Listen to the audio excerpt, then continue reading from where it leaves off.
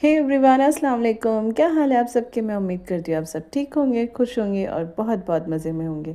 Welcome back to Usma की दुनिया, welcome back to my new vlog. बहुत दिनों के बाद फिर से व्लॉग बना रही हूँ। बीच में काफ़ी बिज़ी थी एक्चुअली। हाँ, कुछ चीज़ें चल रही थी, कुछ काम थे ऐसे जिनमें मैं बहुत ज़्यादा बिज़ी थी, इसलिए बीच में कुछ दिनों से व्लॉग थोड़े से लेट आ रहे हैं और शायद आगे भी थोड़े से 2-4 दिन और ऐसे ही लेट आएँ, बट फिर उसके बाद इंशाल्लाह मैं कंटिन्यू करूँगी और कोशिश करूँगी कि मैं रोज़ व्लॉग बना सकूँ। तो हाल फिलहाल तो मेरी चल रही है पैकिंग, जैसे मैंने लास्ट व्लॉग में बताया था कि मैं आपको अगले व्लॉग में कुछ सरप्राइज़ दूँगी, तो वो तो मैं अभी भी सस्पेंस तो मैं रखूँगी अभी कि मैं कहाँ जा रही हूँ, मैं किस चीज़ के लिए पैकिंग कर रही हूँ। वो मैं अभी नहीं बताऊँगी, इंशाल्लाह शायद वो मैं नेक्स्ट व्लॉग में बताऊँ। बट हाल फिलहाल मैं यहाँ पर अपनी तैयारी कर रही थी जाने के लिए और पैकिंग वगैरह थोड़ी-सी हो चुकी थी, कुछ बाकी थी और मेरे साथ में ना पैकिंग का कोई मसला नहीं होता। अक्सर ना लोग जब कहीं जा रहे होते हैं या उन्हें कहीं जाना होता है तो उनको काफ़ी दिनों पहले स्ट्रेस हो जाता है कि पैकिंग करनी है, कपड़े रखने हैं, यहाँ से रखने हैं, वहाँ से रखने हैं, ऐसे रखने हैं, उस बैग में रखने हैं, इस बैग में रखने हैं।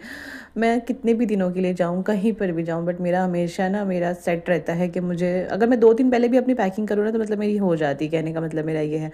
मैं एक ही बारी में सारे कपड़े निकाल कर डाल देती हूँ और फिर बस उनको वन बाय वन करके जमा देती हूँ, जिस जिस बैग में मुझे रखने होते हैं उसमें सेट करके रख देती हूँ। तो बहुत आसानी से मेरी पैकिंग हो जाती है, मुझे पैकिंग का इतना मसला नहीं होता। मतलब यूजुअली जैसे औरतों को होता है और बस 10 सामान रखने होते हैं उनको, फिर भी उनका कुछ ना कुछ रह ही जाता है। तो मेरे साथ में ये बिल्कुल नहीं है और मेरा हमेशा मतलब ऐसा कभी भी आज तक ऐसा हुआ भी नहीं कि मेरा कोई सामान रह जाए या छूट जाए। तो मतलब मेरी पैकिंग बहुत अच्छे से होती। तो बस वही, और मैं यहाँ पर लगवा रही थी मेहंदी, जाने की वजह से ही लगवाई थी और प्लस मेरी एनिवर्सरी भी थी ना, तो मैंने उसके लिए भी लगवाई थी। तो वो जाने का टाइम और एनिवर्सरी का टाइम दोनों एक टाइम पर आ रहा था, तो मैंने सोचा चलो ठीक है लगवा लूँ।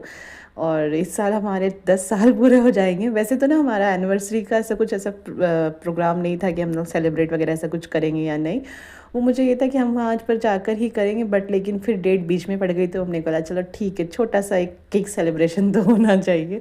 और मुझे तो याद भी नहीं था जेन्युइनली, मतलब 10 साल होने के बाद में शायद ये चीज़ कॉमन हो जाती है। पहले तो आप मेरी यहाँ पर मेहंदी देखो, कितनी अच्छी मेहंदी लगी ना मेरी दोनों हाथों पे माशाल्लाह। और कलर तो बहुत ही मतलब इस बार कलर इतना प्यारा आया था, इतना अच्छा आया था। वैसे नॉर्मली मुझे कलर मेहंदी का बहुत अच्छा ही आता है, हमेशा ऐसे काला ही होता है, बट लेकिन इस बार बहुत ही प्यारा कलर आया था। मतलब एकदम लगती एकदम ऐसी काली मेहंदी हो गई थी ना, एकदम फ़ौरन ही, मतलब जैसे मैंने लगाई थी शाम के वक्त, रात में लगवाई थी एक्चुअली मैंने मेहंदी 10 बजे के आसपास, और जब सुबह में उठने के बाद में मैंने हाथ देखे ना, इतने काले ऐसे ऐसे काले हाथ हुए पड़े थे ना। मुझे बहुत अच्छी लगती है मेहंदी ना, हमेशा ऐसे एकदम काली हो ना, हाथ एकदम ऐसे काले हो जाए ना, तो मुझे बहुत मज़ा आता है और वही मेहंदी मुझे अच्छी लगती है। कुछ लोगों को ना काली मेहंदी अच्छी नहीं लगती, वो लाल लाल सी अच्छी लगती, बट मुझे ना ऐसी काली हो जाए ना तभी मुझे मज़ा आता है, तभी मेहंदी अच्छी लगती है मुझे। और ये दोनों डिज़ाइन ना मेरे सेलेक्ट किए हुए थे और लगाने वाली वही, जिस तरह मैंने पहले बताया था ना ईद पे जो हमारे को लगाने आई थी, वही मेरी मेहंदी वाली आई थी और वही मुझे लगा कर गई थी। मैंने भी लगवाई थी, आयशा ने भी लगवाई थी, हम दोनों ने मेहंदी लगवाई थी और बहुत प्यारी मेहंदी लगाती माशाल्लाह। तरन्नुम सच्ची में बहुत अच्छी मेहंदी लगाती है, उसकी मेहंदी हमें बहुत पसंद आती है और जैसा डिज़ाइन बताओ वैसा वो लगाती। तो मैं हर बार ना जब भी वो आती लगवाने के लिए, तो मैं पहले ही निकाल के रखती हूँ या उसके सामने बैठ के हम लोग सेलेक्ट कर रहे होते हैं कौन सी मेहंदी लगवानी है। और माशाल्लाह से इतनी अच्छी मेहंदी लगा के जाती है ना, सच्ची में मन खुश हो जाता है। मुझे मेहंदी का बहुत शौक है सच्ची में। अच्छी मेहंदी, मतलब ऐसे नहीं कि मेहंदी कैसी भी लगा लो, मुझे अच्छी डिज़ाइन वाली मेहंदी लगवाना मुझे बहुत ऐसे भर के ही, मतलब एकदम भी ना वो एकदम भरा हुआ भी मुझे बहुत अच्छा लगता है। लेकिन ये अरबिक में जो भरी हुई होती है ना, ये मुझे बहुत ही ज़्यादा पसंद आती है। तो मैं अक्सर ना जब भी कभी मेहंदी लगवाती हूँ तो मैं ऐसी ही लगवाती हूँ, जिससे ना डिज़ाइन अरबिक भी होता है और पूरे सारी हाथ भी भर जाते हैं। बहुत अच्छी लगी मतलब मुझे मेहंदी तरन्नुम की, बहुत अच्छी मेहंदी लगाती है। अल्लाह ताला उसको हमेशा खुश रखे, आबाद रखे। और बस फिर के जाने से पहले ना मेरी दोस्त, मेरी बहन मेरी सब कुछ, मतलब मेरी फाइनली, मतलब ऐसे रिसेंट दोस्ती तो मेरी अभी हुई है, बट सीरियसली मेरी उनसे बहुत अच्छी, मतलब एकदम बड़ी, मतलब मेरे से बड़ी है तो मेरे से एकदम बड़ी बहनों वाला प्यार उनका हो गया। और वाकई में तो हम उनके घर गए थे, तो वहाँ पर ना थोड़ा सा खाना पीना वही, जिस तरह जब घर जा रहे होते हैं तो उन्होंने इतने सारी चीज़ें ला कर रख दी और सच्ची में मेरे बच्चों ने कुछ नहीं खाया, बस इसमें से ना खाली मोहम्मद ने रबड़ी खाई और परी ने पिज़्ज़ा खाया।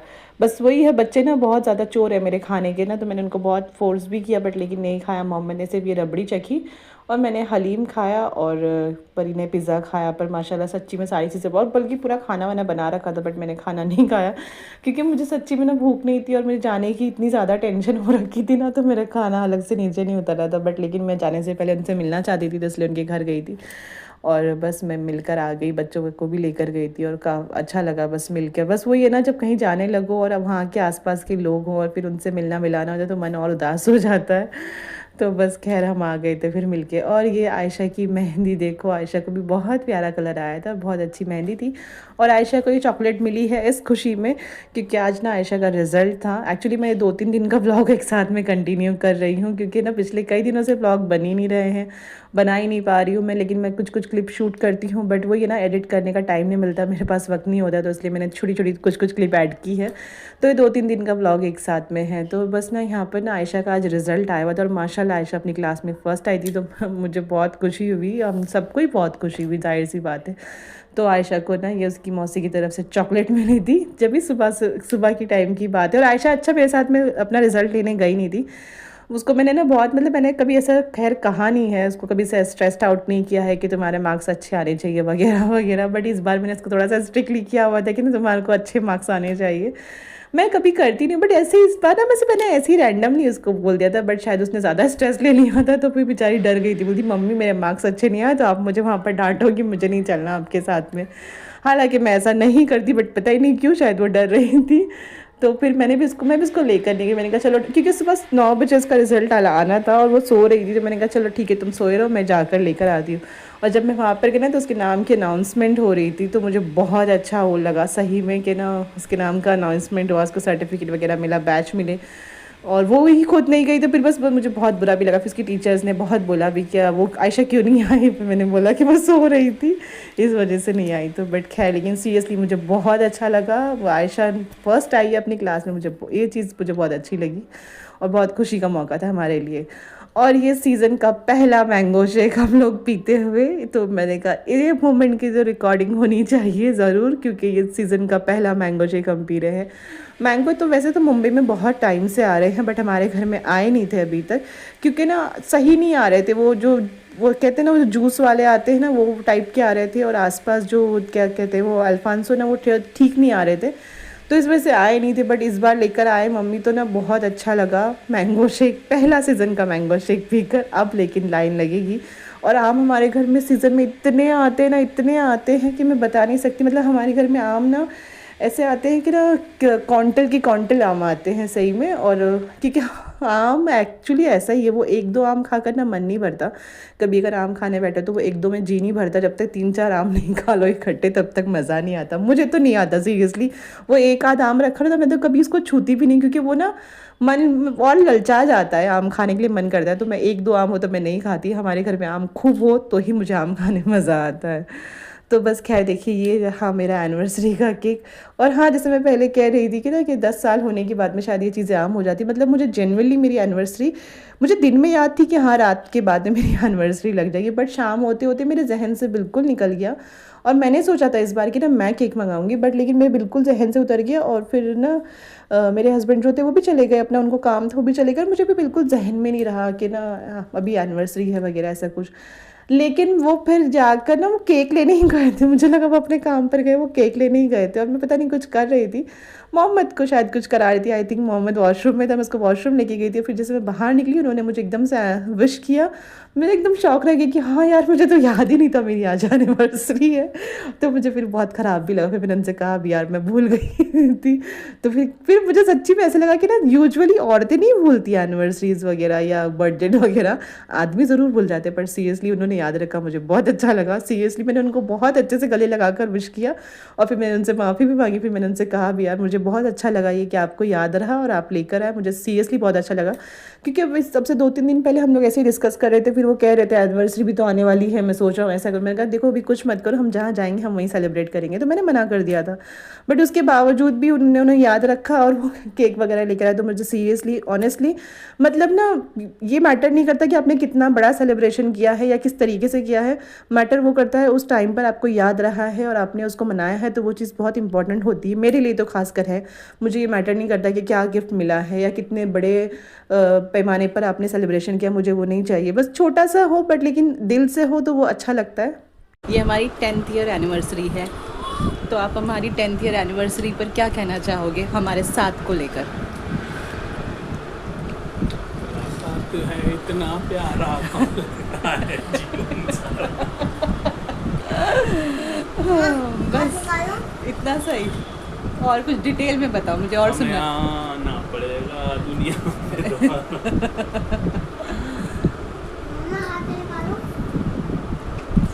वैसे तो हमारे उसमें ये नहीं मानते 7 जन्म वनम पर अगर वाकई में होते नहीं तो होते हर जन्नत में जन्म होते ना, साथ आप में। भी, हाँ बिल्कुल, यहाँ पे हम यहाँ भी और आफ्टर लाइफ भी, जन्नत में भी। इन्हें दे दूँ तो ले भाई।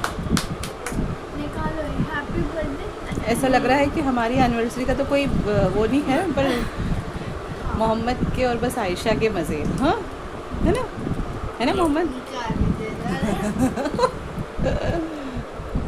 वो लड्डू खाओ ना, इसलिए शादी का लड्डू। प्यार की मीठी भेंट। मुझे सामने ही लो। नहीं, फ्लावर में। अच्छा तो चेरी है, अच्छा, चॉकलेट है। तो बस कुछ इस तरीके से हमने अपना छोटा सा एनिवर्सरी सेलिब्रेशन किया, जो कि वाकई में मेरे दिल के बहुत करीब रहा। और उसकी वजह सिर्फ यही है क्योंकि मैं भूल गई थी, उन्होंने याद रखा, तो मुझे जेन्युइनली बहुत अच्छा लगा कि ना उन्होंने वो चीज़ याद रखी और टाइम पर मुझे विश भी किया और मेरे लिए केक लेकर आए। मैं सीरियसली ना, मैं ऐसी हूँ, मुझे छोटी छोटी चीज़ें बहुत मैटर करती है, बजाय इसके कि ना आपने कितना ग्रैंड किया है और उसकी उतनी वैल्यू है या नहीं है। मेरे लिए वो छोटी छोटी सी मोमेंट बहुत ज़्यादा इंपॉर्टेंट होते हैं। तो बस मेरे लिए सीरियसली मुझे बहुत अच्छा लगा वो। तो बस ये फिर आ गई बारी हमारे सफ़र पे जाने वाले दिन की। और ये देखिए पूरा सामान किस तरीके से भरा पड़ा है पूरी गाड़ी में। और बस हम लोग निकल पड़े अपने सफ़र की ओर, और हम जा रहे थे स्टेशन अपनी ट्रेन पकड़ने के लिए। और बस यहाँ से छूटते वक्त सीरियसली मन बहुत उदास हुआ था, बहुत ही ज़्यादा, स्पेशली जब मेरे साथ तो ऐसे ही, मतलब मैं ऐसे नहीं कि मैं अपने घर से जा रही हूँ या मैं यहाँ से जा रही हूँ, वहाँ से जा रही हूँ, मेरा मन ऐसा ही है। मैं अगर ज़्यादा दिन कहीं पर रह जाऊँ ना, फिर जब मैं वहाँ से जाती हूँ तो मेरा मन इतना उदास हो जाता है नॉर्मली। सीरियसली जब मैं पहली दफ़ा शादी करके जब अपने घर गई थी ना, मतलब इस तरह शादी होने के बाद में जब अपने घर जाते हैं, तो जब मैं फर्स्ट टाइम अपने घर गई अपनी ससुराल से, तो मैं यहाँ से भी जाते हुए रो दी थी। मतलब मेरा मन ऐसे, मेरा मन लग जाए ना अगर कहीं पर चार लोगों के साथ में रहते हुए, तो फिर मेरा मन बहुत उदास हो जाता है, फिर मेरा वहाँ से जाने मन नहीं होता है। जाना तो ऑब्वियस ही पड़ता है, हम चाहे कहीं भी रह ले, कहीं ना कहीं तो जाना ही पड़ता है, बस मेरा मन नहीं हो रहा होता, लेकिन ना फिर मैं रोने लग जाती हूँ हर छोटे छोटे टाइम के लिए ना, मैं रो देती हूँ। तो ना बस यहाँ से हम निकल पड़े थे और मेरा इस मन इतना उदास हुआ हुआ था, इतना उदास हुआ हुआ था, ऐसा लग रहा था बैकग्राउंड में कोई सैड सॉन्ग चल रहा हो और बस चला दे या तो कोई, और मैं रो दूँ जी भर के, ताकि मेरा मन हल्का हो जाए थोड़ा सा। कई बार ये ऐसा होता है ना कि हमारा मन बहुत ज़्यादा उदास हो रहा होता है, या ना मन में बहुत अजीब अजीब सी फीलिंग हो रही होती है। मतलब जब ऐसे कभी कहीं आ रहे जा रहे हो, किसी को छोड़ के जाओ तो ना, और उस वक्त रो दो ना, तो रोने से बहुत मन हल्का हो जाता है, बहुत लाइट फील होता है, वो जो घबराहट सी बेचैनी सी हो रही होती है ना, वो ख़त्म हो जाती है। तो नॉर्मली मेरे साथ तो अक्सर ही हो रहा होता है, ये पता ही नहीं मेरे साथ में तो ये कोई मसला है, ये कौन सी एनजाइटी या क्या है।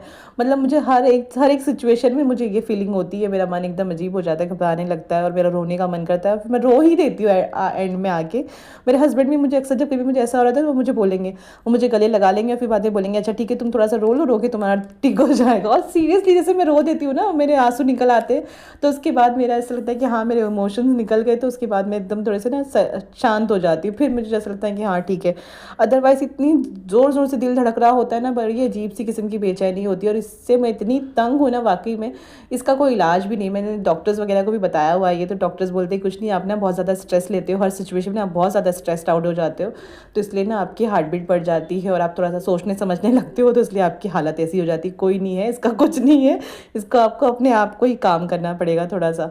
तो बस लेकिन मुझसे वो नहीं होता, बहुत कितनी भी कोशिश कर लूँ ना, मतलब कुछ सिचुएशंस हैं ऐसी जिनसे मुझे प्रॉब्लम होती है, या जिसमें मुझे ऐसा लगता है, फील होता है, तो उस वक्त मुझे ऐसा ही लगना है, मैं चाहे कितनी भी कोशिश कर लूँ माइंड डाइवर्ट करने की, मैं चाहे कुछ भी कर लूँ, एट दी एंड आके मुझे इसी पे स्टॉप होना पड़ता है।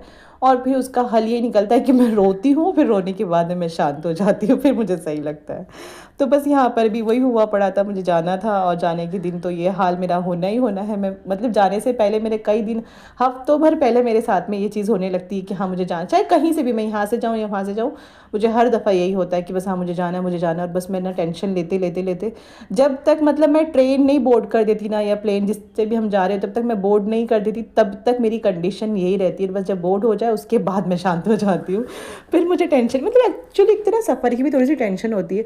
जब हम छोटे छोटे हुआ करते थे ना, तो मतलब जब हमारी मम्मी हम लोगों को लेकर ट्रैवल किया करती थी, तो मम्मी हमसे कहा करती थी कि ना सफ़र की बहुत टेंशन होती है, बहुत थकान होती है, बहुत सारे काम होते हैं, मतलब बहुत टेंशन का काम होता है सफ़र करना, यहाँ से वहाँ आना जाना। बट हम तो छोटे छोटे बच्चे थे, तो हमें तो बहुत मज़ा आता था सफ़र करने के लिए, कहीं भी आने जाने के लिए, तो हम तो बहुत एक्साइटेड रहते थे। तो उस वक्त हम समझते थे कि ना, मतलब मैं पर्सनली मुझे ऐसा लगता था मम्मी पता नहीं क्यों टेंशन लेती, मम्मी को पता ही नहीं क्यों क्या है कि ना टेंशन हो रही है जाने के नाम की, उनको पता नहीं क्या टेंशन होती है जाने के नाम की। जाना तो इतना मज़ेदार होता है, इतना मज़ा आता है जाने के लिए। बट उस वक्त ये सारी रिस्पॉन्सिबिलिटीज़, ये सारी चीज़ें समझ में नहीं आती ना, जाने के नाम पर जो काम होते हैं, जो जिम्मेदारी होती है, और बच्चों की देखभाल करना, मतलब बच्चे भी हों साथ में तो उनके काम वगैरह वो सब, वो एक बहुत बड़ा काम है कहीं आना जाना, सच में बच्चों के साथ में स्पेशली। तो ना वो हम उस टाइम पे तो नहीं समझ में आता था, लेकिन अब समझ में आता है कि हाँ, मम्मी जो उस टाइम पे बोलती थी बिल्कुल सही बोलती थी। सीरियसली जो कहीं पर आना जाना सफ़र करना ना, ये बहुत भारी काम है सीरियसली। और मतलब काफ़ी दिनों के लिए जाओ या 2-4 दिन के लिए जाओ, कैसे भी जाओ, वो पैकिंग करो और फिर लेकर जाओ, फिर यहाँ से समेटो, फिर वहाँ से आते वक्त समेटो, और फिर बच्चों का ध्यान दो, ये दो। सीरियसली बहुत ही ज़्यादा हेक्टिक बड़ा काम है, ये बहुत बड़ा काम है सीरियसली। तो बस वही हो रहा था यहाँ पर भी, इस वक्त मेरी हालत ऐसी हुई हुई थी। बट लेकिन खैर जाना तो था, और जाना भी ज़रूरी था, तो बस हम निकल पड़े थे अपने रास्ते की, और बस कुछ देर में हम स्टेशन पहुँचने वाले थे। तो बस इसी के साथ में ना मैं इस व्लॉग को यहाँ पर कर देती हूँ एंड। इंशाल्लाह ये व्लॉग कंटिन्यू रहेगा दूसरे व्लॉग के साथ में, आपसे फिर मिलूंगी। तब तक अगर वीडियो अच्छी लगी तो लाइक और शेयर करना, चैनल पर बने रहना। मिलती हूँ आपसे फिर, अल्लाह हाफिज़।